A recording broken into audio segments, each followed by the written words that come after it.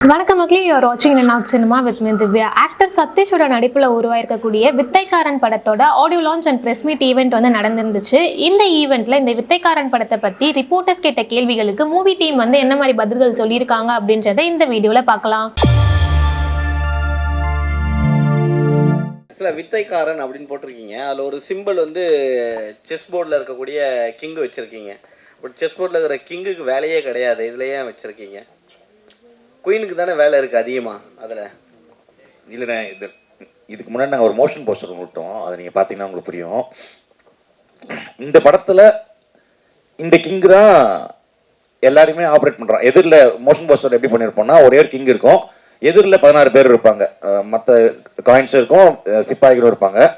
இவன் ஒரே ஒரு கிங் இருந்து 16 பேர் கூடயும் விளையாண்டானா இந்த ஒருத்தன் எப்படி ஜெயிக்க முடியுன்றதான் படத்துக்குள்ளேயும் இருக்கும். ஸோ அதுக்காக ஒரே கிங் வச்சிருக்கோம். ஆனால் கடைசியில் ராணி தான் நிறைய பவர் இருந்தாலும் ஜெயிக்கிறது என்ன ராஜா தானே. ராணி போய் கூட ராஜா ஜெயிக்க முடியும். ஸோ அந்த மாதிரி ராஜா தான் ஜெயிக்கிறாருன்றது தான். ராணி இல்லைனாலும் ஜெயிக்கலாம்.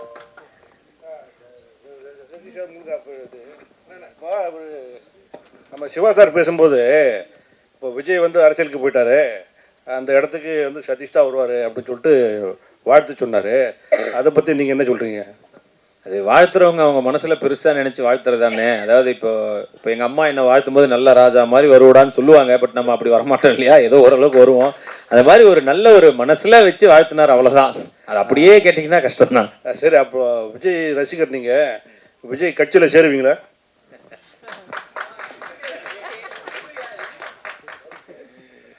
நம்ம ஓட்டு போடுறது வந்து யாருக்கும் வெளியே சொல்லக்கூடாதுன்னு சொல்லுவாங்க, அதனால சொல்லலை. பட் கண்டிப்பாக வந்து நம்ம எல்லாருடைய சப்போர்ட்டும் இருக்குன்னு நான் நம்புகிறேன். அதுதான் அப்படி மாற்றி சொல்ல வந்தேன். திருப்பி நீங்கள் அதையும் வந்து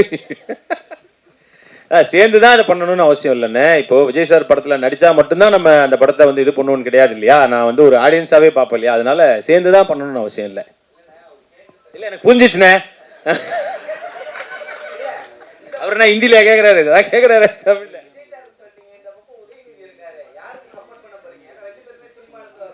இல்லை, அவரும் நான் அவர்கிட்ட ஒரு நல்ல பண்பு முதல்ல சொல்லிடுறேன். இது நீங்கள் நல்ல கேள்வி, அதை சொல்கிறதுக்கு ஒரு நல்ல இடமா இருந்துச்சு. உதயநிதி ப்ரோ வந்து ரொம்ப நாளாக அந்த ஒரு ஃபோன் நம்பர் தான் வச்சுருக்காரு. முன்னாடி அவர் நடிகராக இருக்கும்பொழுது மட்டுமே எப்போ கால் பண்ணாலும் எடுத்து என்னன்னு பேசுவார். இன்றைக்கி மினிஸ்டராகி இவ்வளோ ஒரு முக்கியமான இடத்துல இருக்கும்பொழுதும் எப்போ ஃபோன் பண்ணாலும் எடுத்து பேசி, அது என்ன ஏதாவது பிரச்சனையாக இருந்தாலோ இல்லை நம்ம விஷ் பண்ணாலும் எல்லாத்தையும் கேட்டு சால்வ் பண்ணக்கூடிய நான் பார்த்ததுலேயே ஒரு மிகச்சிறந்த நபர்னா நான் உதயநிதி ப்ரோ சொல்லுவேன். அந்த தன்மை அவரை நிச்சயமாக மிகப்பெரிய இடங்களுக்கு கொண்டு செல்லும் நான் நம்புகிறேன். எப்படி அவ்வளோதான். சார் மேஜிக் கற்றுக்கிட்டீங்களா? மேஜிக் ஷோ நடத்துவீங்களா? மேஜிக் ஷோ நடத்துவீங்களா? ஏன்னா அதுக்காக நான் என்ன டான்ஸ் கூட தான் கற்றுக்கிட்டேன். அதனால திடீர்னு நீங்கள் போய் டான்ஸ் பண்ணுவீங்களா, ஃபைட்டு அப்போ போய் யாராவது பிடிச்சி அடிப்பீங்களான்னு கேட்டேன். அப்படிலாம் இல்லைண்ணே. பார்த்தீங்களா, கொஞ்சம் நேரம் பண்ணதுக்கே ஒரு மாதிரி இதாக தான் இருந்தது. அப்போ மேஜிக் ஷோ பண்ணுற அளவுக்குலாம் இல்லைண்ணே. அதுக்கப்புறம் ஒரு மெட்டீரியல் எதிர்பார்ப்பாங்க. பட் இந்த படத்துல வந்து பார்க்கும்போது உங்களுடைய டிரான்ஸ்ஃபர்மேஷன் வந்து நல்லா இருக்கு. ஏன்னா டான்ஸ் செமையா பண்ணிருக்கீங்க. நன்றி நன்றி. அது யாரு, உங்களுடைய உழைப்பா இல்ல டான்ஸ் மாஸ்டர் கண்டிப்பா ஆடணும்னு சொன்னாரா? இல்லை, டான்ஸ் மாஸ்டர் தான். கண்டிப்பா நல்ல ஸ்டெப்ஸ் நிறைய போட்டு இதை நீங்க ட்ரைனிங் ரிஹர்சல் பண்ணுங்க, வரும்னு சொல்லி நம்மளை தட்டி கொடுத்து வேலை வாங்கினது தான். ஸோ நிச்சயமா அவருக்கு தான் அந்த பெருமை அனைத்தும் போய் சேரும். படத்துல டபுள் 2 ரோல் வரீங்க. ஆனா டைரக்டர் உங்களுக்கு ஹீரோயினே கொடுக்கலன்றாரு. இதுல யாரை வித்தைக்காரன்னு நினைக்கிறீங்க, நீங்களா டைரக்டரா? வித்தைக்காரன் அவனாக தான் இருக்கணும். ஏன்னா டைரக்டர் தான் ஒரு படத்தோட முக்கியமான இதுன்றதுனால அவன் தான் வித்தைக்காரனாக இருக்கணும். அது எம்எல்ஏ இருக்கிற பழைய ஏதோ கோவம், அதனால தான் வந்து அந்த யாரும் நம்பர் கேட்டாங்க கொடுக்கலன்னு நினைக்கிறேன். அதனால வந்து எனக்கு ஹீரோயினே இல்லைன்னு சொல்லிட்டு இப்படி பண்ணி விட்டான். அவன் தான் வித்தைக்காரன். திருட்டு கதை இன்னும் உங்களுக்கு என்ன தோணும்? அது வேற. நான் பேசும்போது எல்லாரும் வந்து இது திருட்டு கதைன்னா கதை திருட்டு இல்லை, கதையில ஒரு திருட்டு வருது. அதுதான் அதை நான் கிளாரிஃபிகேஷன் கொடுக்கணும்னு நினைச்சேன்.